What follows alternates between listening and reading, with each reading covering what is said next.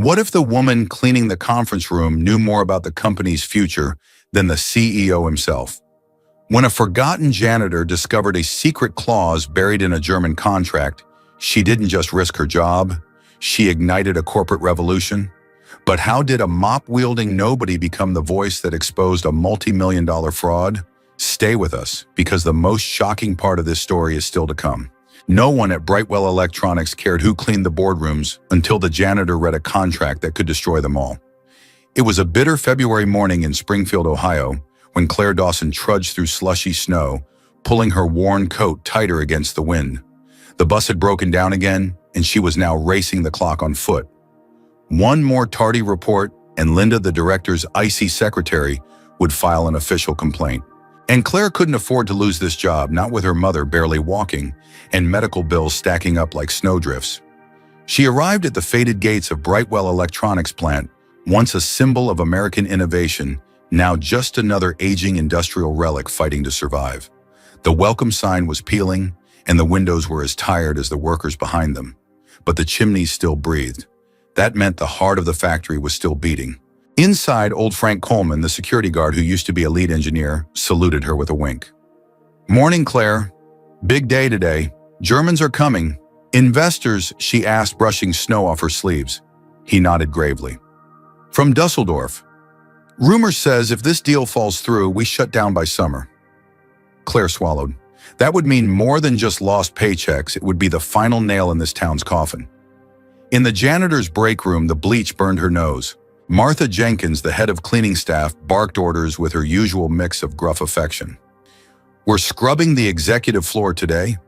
Director Kane wants every inch to shine, even the damn door handles. Because some suits from Europe need to be dazzled by disinfectant," Claire muttered, tying on her apron. As she made her way up to the top floor, a wave of emotions crept over her. This place used to represent everything she had dreamed of. 10 years ago, she had been a senior at the University of Cincinnati, double majoring in German and legal translation. Professors praised her instincts. Claire Dawson, one had said, "You have a gift for language and law. You're going places." But then her mother, Margaret, fell. A collapsed spine, chronic arthritis. Medical debt crushed their future like a car hitting a deer on an icy road. Claire dropped out, took on every job she could.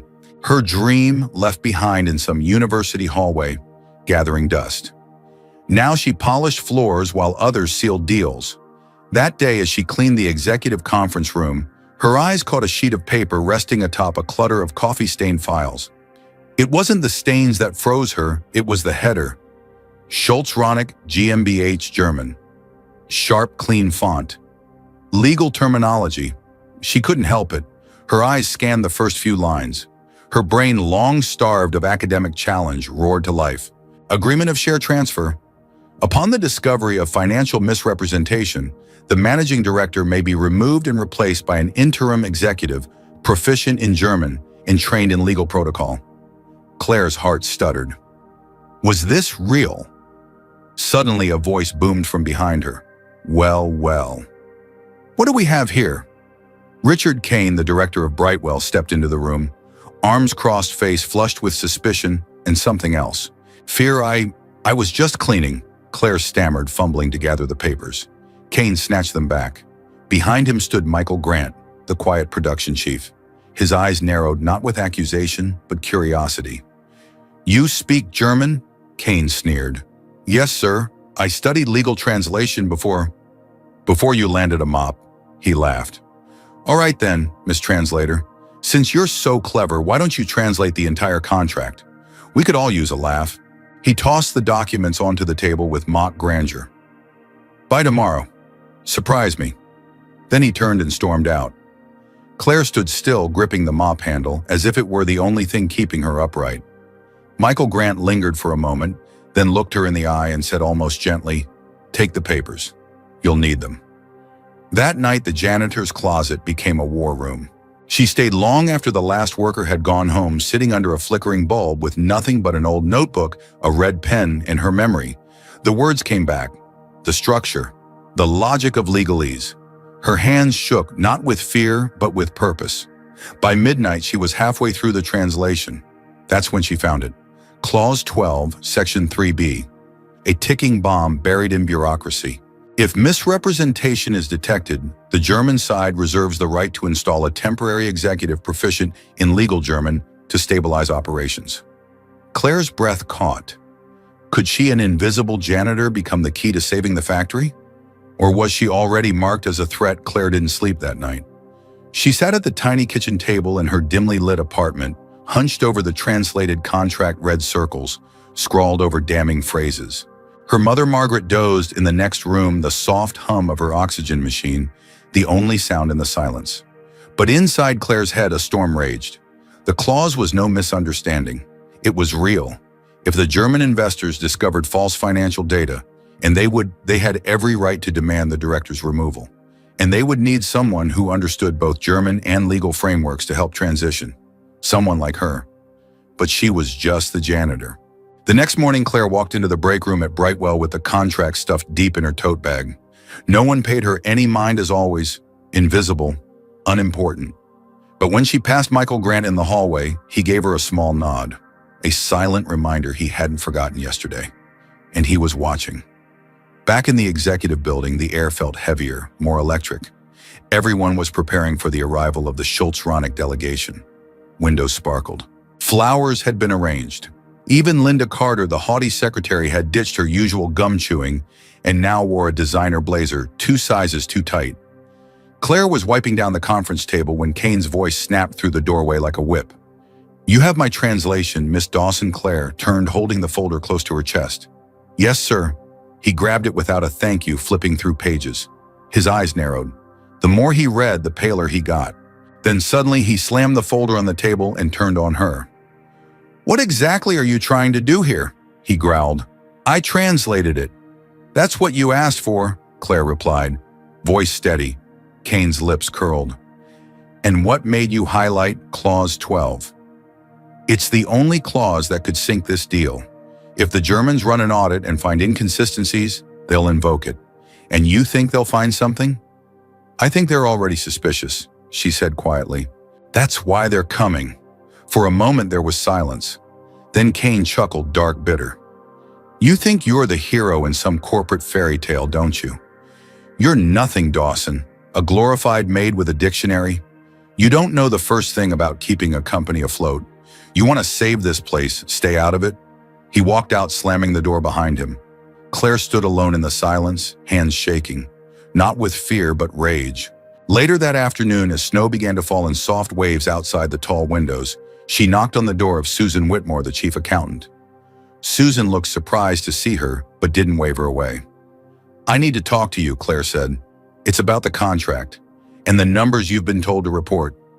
Susan stiffened. She stared at Claire for a long time, then slowly closed the office door and motioned her inside. They talked. At first, the older woman was defensive, but when Claire showed her the clause in the original German and translated it with precision, something shifted in Susan's eyes. A memory stirred of a time when numbers mattered more than survival, when honesty was currency. Susan opened a drawer and slid a folder toward Claire. "This is what the books really look like," she said. "If the Germans see what Kane's giving them, and then they see this, they'll walk. Or worse." "Then we give them the truth," Claire whispered. Susan shook her head. "You don't understand. People could lose their jobs. You could lose more." "I already lost everything once," Claire said. "I won't stay quiet again." That night, Claire sat in the public library, the only place in town with working internet and some level of anonymity.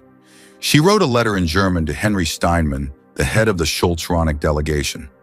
She didn't accuse anyone. She didn't dramatize. She laid out the facts. The suspicious numbers. The risk in Clause 12. And the potential consequences for everyone, workers, engineers, even the town itself if the contract was built on lies. She attached her translation. She attached photos of the original and Susan's real financials. Then she hesitated, fingers trembling above the keyboard. Sending this could mean war or redemption. She hit send. 3 days passed. The air in the plant grew tighter. Kane walked with his chin higher, barking orders louder. Claire returned to mopping floors, pretending nothing had changed. But something had. On the fourth day, Linda Carter's voice trembled over the loudspeaker. All department heads to the main hall for a company address. The hall filled fast. Workers stood along the walls. The Germans had arrived. Claire spotted them instantly, 3 well-dressed men, sharp eyes scanning every detail. And in the center, standing tall and composed, was Henry Steinman. Kane took the stage with a politician's poise. Today marks the beginning of a bold new chapter for Brightwell Electronics. His voice boomed. His words were rehearsed. But then Steinman raised a hand. Mr. Kane, he said, his accent precise but strong, before we sign anything, we would like to ask about your reported production numbers. They seem overly optimistic. Kane froze. For a second, everything in the room held its breath. I can assure you, Kane began. But Steinman cut him off. We've requested access to all financial records. We've also reviewed this contract in its entirety, including Clause 12. And we've received independent translations. Kane's face drained of color. Claire, standing in the back near the exit, felt the room tilt. We'll be conducting a full audit, Steinman said. And depending on what we find, we may invoke our contractual right to request new management. Kane's jaw clenched. Who gave you that translation? Steinman didn't answer. But Michael Grant, standing beside him, turned his head just slightly toward the back of the room, toward Claire. Her stomach dropped. She wasn't invisible anymore. Kane followed the glance. And then it happened. His eyes landed on Claire, and something inside him cracked. You, he said, pointing a shaking finger. You think you can take me down? You think a janitor can play corporate spy? Claire didn't speak. She didn't need to. Steinman stepped forward. We are not interested in hierarchy, Mr. Kane. We are interested in honesty. Security moved. The room erupted. Some gasped. Some applauded. Kane shouted red-faced as he was escorted out. Claire remained still, watching, breathing. Later that day, as the sun set over the icy streets of Springfield, Steinman requested a private meeting. In the same boardroom she had once scrubbed, he sat across from Claire. You knew the risks, he said, but you spoke anyway. I had to, she replied. Too many people depend on this place. He smiled. We're appointing interim management during this transition. We need someone to serve as a legal liaison to help us navigate the process. Someone who knows the language, the law, the truth. Claire froze. Are you offering me the position? I'm asking if you'll accept it. For a moment, she saw herself reflected in the boardroom's glass, no longer just a woman in a janitor's uniform, but something more. Yes, she said. She left the room not just with a new job, but a new life. And yet she knew this was only the beginning. Do you think Claire is ready for what comes next? Or has she just stepped into even deeper danger? Snow had melted into slush by the time Claire stepped into her new office. It wasn't anything grand, a repurposed conference room with a single desk and a dusty bookshelf, but to her it was everything. Just weeks ago, she was scrubbing these floors. Now she was seated across from international executives, reviewing legal terms, translating real-time negotiations, and building the future of a company that once treated her like a shadow. But as the weeks passed and the audit unfolded, it became clear that the damage ran deeper than anyone imagined. Hidden debts, ghost contracts, entire warehouses of equipment listed on reports but nowhere to be found. The fallout was swift. Richard Kane was officially removed. Investigations were opened. Suppliers were reevaluated. For a time, Brightwell Electronics teetered on the edge. It was not the glorious rise Claire had hoped for. It was a long, painful rebuilding process. But she showed up every day, her hair tied in the same practical bun, her notepad full of annotations in both English and German. Michael Grant stood by her side through every meeting, every challenge, every whispered doubt about her authority. He never once questioned her right to lead. One night, after a 12-hour day of contract reviews, Claire found him waiting by the elevator with 2 coffees in hand. You look like you haven't blinked since Tuesday, he said with a tired grin. She laughed for the first time in days.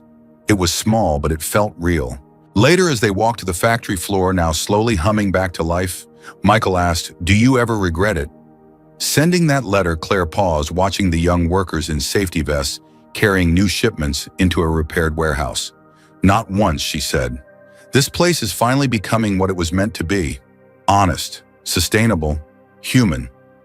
3 months later, Brightwell landed its first major export contract with a German tech partner. The new financial reports, clean, audited, and modest, brought cautious applause from their board. Bonuses returned, salaries were raised, safety programs were restored. The cafeteria got real coffee again, and something even more rare appeared in the hallway's pride. Susan Whitmore, the chief accountant who once buried the real numbers out of fear, retired with dignity. On her last day, she stopped by Claire's office with a small box of pastries and tears in her eyes. "You gave me back my integrity," she whispered. "That's a gift most people never get to return." Claire didn't respond. She simply hugged her, but not everyone was celebrating. There were whispers, former allies of Cain who resented the new order, old habits that died hard, resistance that came in smaller, quieter forms, a delayed shipment here, a missed memo there. Claire knew change would never come without friction, and yet she never backed down. Her biggest test came during a customs crisis. An incoming shipment of critical components was held at port due to paperwork errors. It was sabotage. She knew it, and she had a hunch who might be behind it. Cain still had friends, still had influence. But with Michael's help and a quiet phone call to their contact in the Department of Commerce, the issue was resolved within 72 hours. That night, when the shipment finally arrived and production resumed, the entire team clapped in the break room. It wasn't loud or showy, but Claire felt every hand, every smile. Not for the title she held, but for the fight she never gave up. One afternoon in May, Claire brought her mother to the factory. Margaret walked slowly now, but she walked. The surgery paid for through Claire's new salary and bonuses had worked. Workers greeted her like a local legend. Claire led her to the executive floor, where once years ago she'd stood trembling as Cain mocked her education. Now her mother sat in Claire's office, sipping tea by the window, watching forklifts dance below. "You know," Margaret said softly, "you're not just running a company. You're teaching people something far more important." Claire nodded. "That truth matters. That people matter," her mother said, smiling. Summer came, and with it, an anniversary. 1 year since Claire Dawson had sent a letter that changed everything. The company held a quiet celebration, no fireworks, no speeches. Just people who knew the story, who lived it, who helped write it. Steinman visited again, this time smiling more than frowning. "Your team is ahead of projections," he said over dinner. "Brightwell is a success story we didn't expect, but one we're proud to be part of." Claire thanked him, but she didn't feel pride. Not yet. Pride came later, when things were stable, when the next generation could walk into the factory and not worry about losing their jobs, when women like her weren't seen as invisible but essential. One Friday, as Claire walked out of the building, she passed a new janitor, young, quiet, unsure. Their eyes met. Claire smiled, offered a friendly nod. "Welcome to Brightwell," she said. The girl blinked, surprise. "Thank you, ma'am." Claire turned back to the parking lot, her keys jangling in her hand, heart full, mind calm. This wasn't a fairy tale. This was real life, and she had earned every moment. Now let me ask you something. What did this story make you feel? Do you believe that courage from the most unexpected places can truly change everything? If you were moved by Claire's journey, comment 100 below to let us know. And tell me, where are you watching this story from? I'd love to know which part of the world you're joining us from. Don't forget to share this story. If it touched your heart, someone out there might need the hope inside it.